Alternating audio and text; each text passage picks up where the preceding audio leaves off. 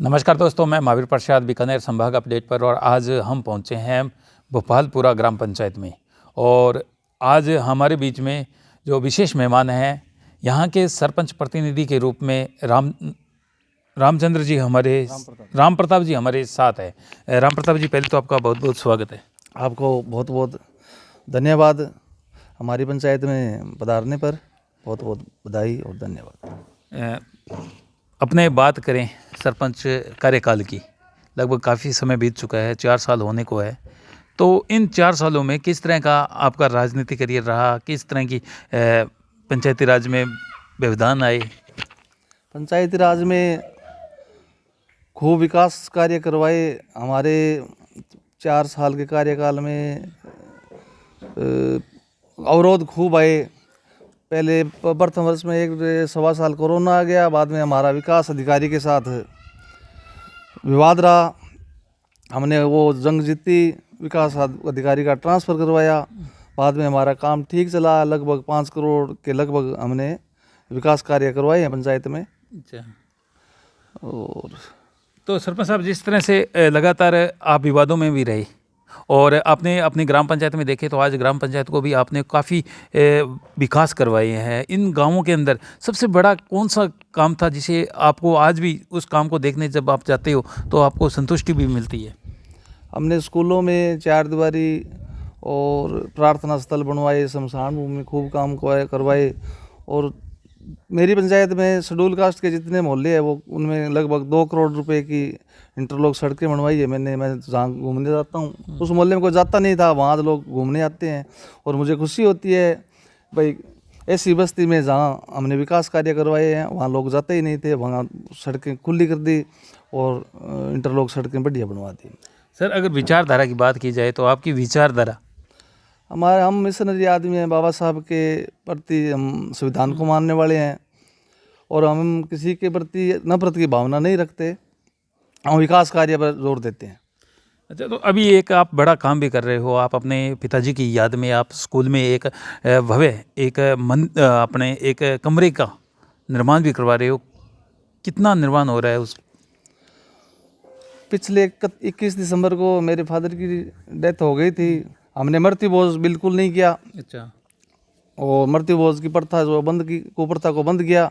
और उनकी याद में मेरी माताजी पूर्व सरपंच श्रीमती बनारसी देवी मेघवाल, मेरे छोटा भाई सरपंच सतपाल मेरडा और गोपाल मेरडा और हमने ये डिसाइड किया कि मृत्यु भोज बंद करके हम स्कूल में एक और गाँवों में भी हमने ठीक इंटरलॉक सड़कें बनवाई है। लगभग 5 करोड़ से ऊपर का काम करवा दिया। अपने बात करें नशे को लेकर, ग्राम पंचायत में नशे को लेकर किस तरह की मुहिम चलाई जा रही है? ग्राम पंचायत में हमारे ज़्यादा बिश्नोई समाज है, वो नशे के खिलाफ है। ठीक है, हमारे पंचायत में नशा नहीं है बिल्कुल भी, ऐसे नाम मात्र है। और शिक्षा के क्षेत्र में? शिक्षा के क्षेत्र में, खेल के क्षेत्र में हमारी पंचायत जिले में अग्रणी है। अच्छा। नेशनल भी बच्चियां खेल ली है और राष्ट्रीय स्तर पर भी बच्चियां खेल ली है। अच्छा अच्छा।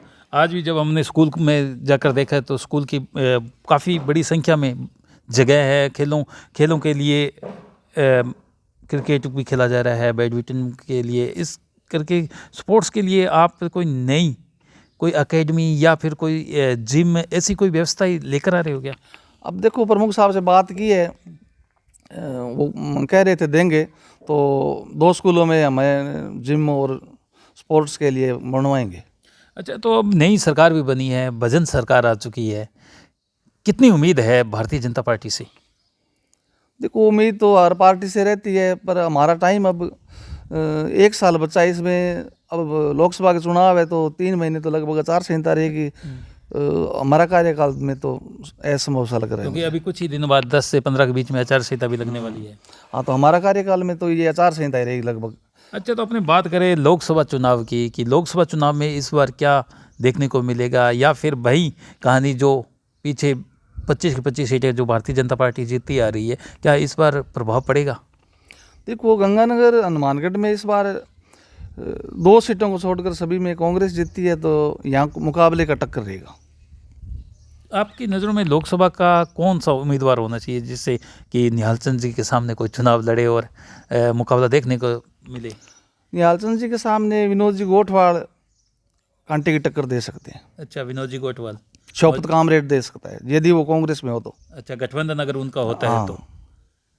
और बीकानेर लोकसभा में? बीकानेर लोकसभा में गोविंद राम जी टक्कर दे सकते हैं। ये अंत में भोपालपुरा ग्राम पंचायत को क्या कहना चाहोगे? ग्राम पंचायत को बधाई देना चाहता हूँ क्योंकि ग्राम पंचायत ने हमें 2 बार सरपंच पद में नवाजा और हमने हमारी इच्छा के अनुरूप और आपकी इच्छा के अनुरूप कार्य किया।